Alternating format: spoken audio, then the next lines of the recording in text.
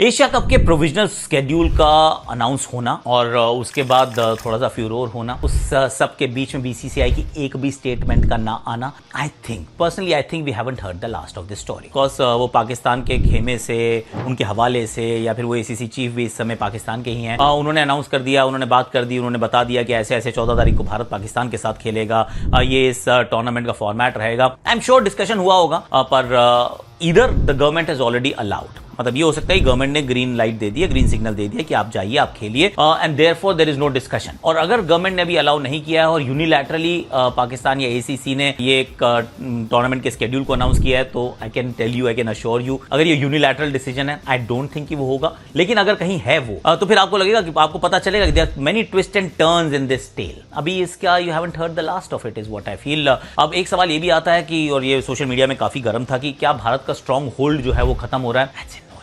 Not at all. Don't equate this with that. क्यों? क्योंकि Asia के आप स्ट्रॉन्ग होल्ड की बात कर रहे हैं, और जो स्ट्रॉन्ग होल्ड है वो सिर्फ वो चेयरमैन या प्रेसिडेंट बनने से नहीं आता है, वो आपने कमाया होता है over a period of time. और इंडिया का स्ट्रॉन्ग होल्ड सिर्फ एशियन क्रिकेट पे नहीं, वर्ल्ड क्रिकेट पे है। इंडिया ने जब डिसाइड किया कि हम आईपीएल कराना चाहते हैं, तो 2.5 महीने की विंडो वो अवेलेबल कराई गई थी कि इस समय सिर्फ आईपीएल होगी, बाकी कोई अंतर्राष्ट्रीय एंगेजमेंट उस समय नहीं होगा। Pakistan can go and play there PSL, पर अंतर्राष्ट्रीय क्रिकेट नहीं खेली जाएगी। ये क्यों हुआ? ये कैसे हुआ? ये इसी वजह से हुआ ना कि भारत का स्ट्रॉन्ग होल्ड है। तो भारत का स्ट्रॉन्ग होल्ड तो मैं कह रहा हूँ भी एसीसी पर भी है, but again you start thinking कि ऐसा क्यों? अगर Asia cup if it goes ahead, India Pakistan का मैच भी होता है एंड ऑल ऑफ दैट, तो the only thing that I can think of is the fact कि भारत को ओलंपिक्स होस्ट करना है, मतलब we want to bid for it 2036।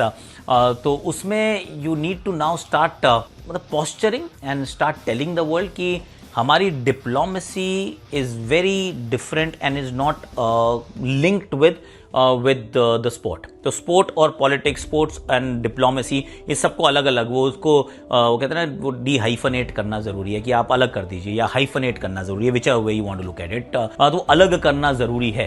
तो वो शायद एक मैसेज हो सकता है, संदेश हो सकता है कि okay we are okay with it, see हमने जो किया वो कर दिया, हमारे जो गोल्स थे, ऑब्जेक्टिव्स थे, वो हमने ऑलरेडी अचीव कर लिए हैं। हमने वो जो पहलगाम में जो टेररिस्ट थे, उनका भी अब तो एनकाउंटर हो चुका है, and that will continue. So whether is the Shimla agreement और द इंडस वाटर्स ट्रीटी, वो सब अबेंस में भी रहेंगी, वो विड्रॉल भी रहेगा। So will fight that battle where it has to be fought, पर स्पोर्ट्स जो है वो इट विल कंटिन्यू। तो maybe we are going down that route, I don't know yet. मुझे नहीं पता है कि हम किस तरफ जा रहे हैं। और एक एज अ भारतीय and as a former cricketer, एक चीज़ बहुत क्लियर है, उसमें कोई शक शुबा नहीं है, डाउट की गुंजाइश नहीं है, कि whatever the Indian government decides and says, we have to follow and we must follow with a smile on our faces. क्योंकि खेल एक जिंदगी का हिस्सा है, खेल जिंदगी नहीं है। हम चाहते हैं खेलना, हर कोई चाहता है कि खेल होता रहे, आप क्रिकेट खेलते रहें, पर किसके साथ होगा, कब होगा, क्यों होगा, कैसे होगा या नहीं होगा, that's a decision that the Indian government has to take. And if they have taken a decision, जो कि will get to know in good time,